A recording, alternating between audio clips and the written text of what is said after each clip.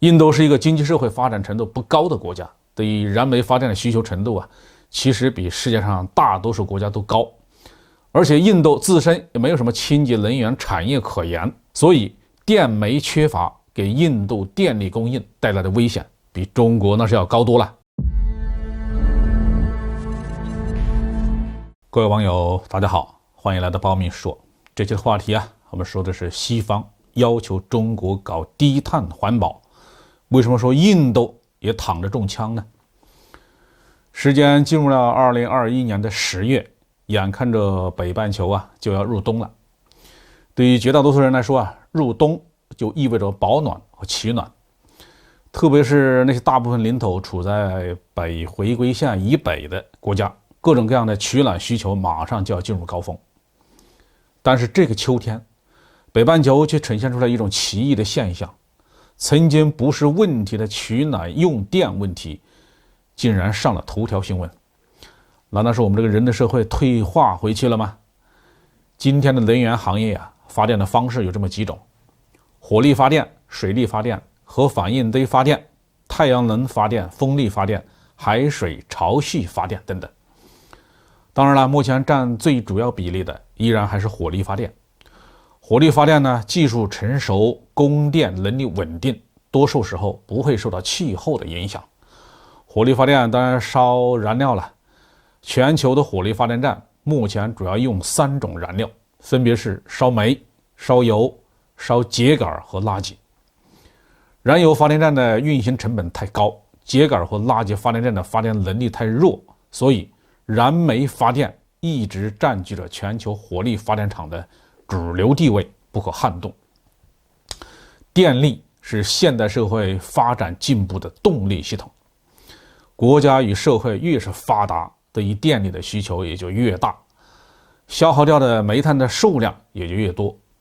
但是最近呢，煤炭这种人类最忠诚的燃料，忽然就变成一种有原罪的东西。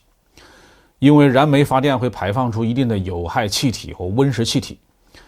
传统煤炭的采掘又有相当大的风险，会造成人员的伤亡。煤炭的运输堆放如果不严格按照环保技术要求来操作的话，也会造成相当程度的污染。特别是煤炭经过燃烧之后，要向大气层中排放出大量的温室气体、二氧化碳。因此近年来西方环保人士对燃煤发电是口诛笔伐，似乎谁烧煤谁就是反人类的罪犯一样。其实燃煤发电呢，正是西方人自己发明的。世界上的第一个发电站就是由美国著名的发明大王爱迪生建立的，主要是为了给街上的路灯供电。在此后100多年的时间里面，燃煤发电厂为全球工业文明发展和现代化的家居生活起到了不可替代的作用。煤炭之所以突然被污名化，主要是西方国家发现中国正在工业化、现代化的道路上，以不可阻挡的步伐向前快速发展、快速迈进。无论工业化还是信息化，都离不开电力。中国呢，因为庞大的人口基数和日益发达的现代产业，也成为世界上发电数量最多的国家。如果能阻止中国创造更多的电力，那是不是就可以阻碍中国的现代化进程，进而打断中华民族的伟大复兴的呢？这就是西方反华的阴谋家们打的坏主意。中国政府和中国学术界对上面这些观点进行了长期而坚决的驳斥。中国作为著名的世界工厂，为全世界生产了绝大多数的生活必需品，加上中国人自身生活水平的提高，对电力的需求呢，当然也是在不断的上涨的，发电量的持续上升那是必然的。中国是一个负责任的全球大国，为了全人类的未来的利益，即使面对西方国家不公正的指责，中国也是将压力当作动力。既然西方国家指责中国的碳排放问题，那我们就以此为契机来解决煤炭开采、储运和燃煤发电中的环保问题。按照国内科学家的研究，只要能够解决煤炭转能相关的环保技术问题，燃煤发电呢也可以是很清洁、很环保的。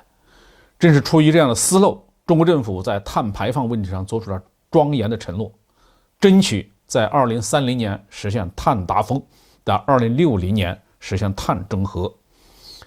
在这样的目标下，中国进行了高强度的科研开发工作，目前在有关技术领域已经达到了世界先进水平。中国还在2021年成立了全球第一个碳交易市场，如此雷厉风行，让很多西方人目瞪口呆。上面的工作都是中国为了做更好的自己而开展的努力。与此同时在碳排放和发电需求这个问题上，中国是有后路的。因为中国是全世界煤炭资源最丰富的国家之一，碳煤的储量足够我们用上好几百年。如果遇到了非常紧急的情况，必须牺牲一部分环保指标来保证发电量的话，中国只要恢复煤炭的产能就可以了。就在今年10月初为了确保冬季供暖，中国政府要求主要煤矿要加快生产，各地的煤矿立刻响应，相信电煤缺乏的问题很快就能解决。但是那些本身缺乏煤炭的国家，在全球煤炭价格高涨的局面之下，就成了大输家。西方为了遏制中国发展，把碳排放问题炒作的太过分了，结果全球煤炭生产被人为的打进了低谷，出现了电煤开采不足、价格飙升的现象。受到影响的不但有始作俑者欧洲本身，还包括中国的邻国印度。印度是一个经济社会发展程度不高的国家，对于燃煤发电的需求程度其实比世界上大多数国家都高。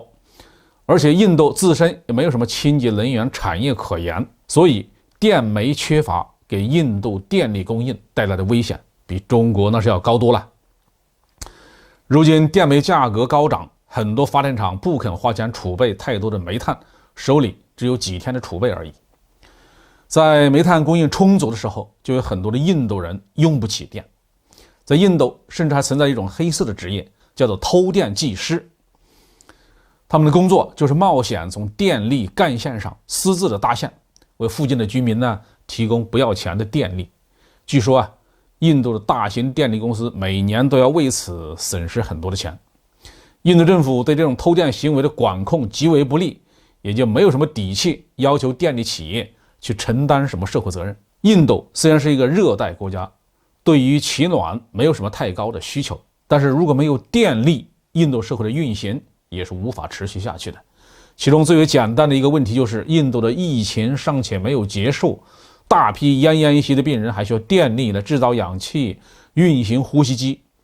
如果没有足够的电力，这些人几乎就是死路一条。所以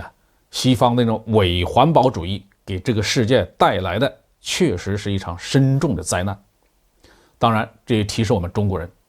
能源安全这种事情一定要牢牢地把握在自己的手里。无论是烧煤、烧原子能还是烧太阳能，一定不能被西方牵着鼻子走，不能够受制于人。好，这句话题就说到这里。